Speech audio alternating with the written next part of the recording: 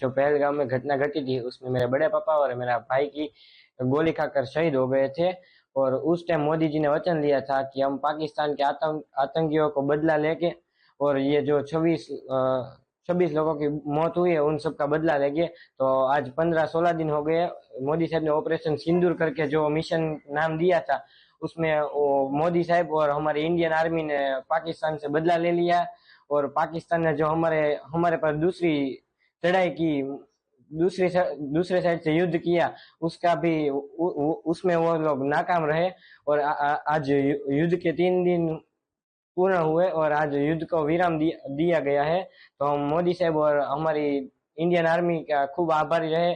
जो हमने हमारे परिवार के 2 सदस्य गुमाए हैं उसके हम उसको श्रद्धांजलि मिली ऐसे हम कह सकते हैं। पर अभी जो श्रद्धांजलि हो वो पूर्ण मिली नहीं कह सकते। और अभी जो मोदी साहब ने वचन दिया था वो पूर्ण किया, वैसे ही वचन मोदी साहब ने और दिए वो सब पूर्ण करे। और जो आतंकियों थोड़ा आतंकियों का खात्मा किया और वैसे और ज्यादा आतंकियों का खात्मा करे। और जो पाकिस्तान ने हमारे पर चढ़ाई की थी उन पे हमला करे और पाकिस्तान का नामो निशान मिटा दे, ऐसी हम सबकी इच्छा है।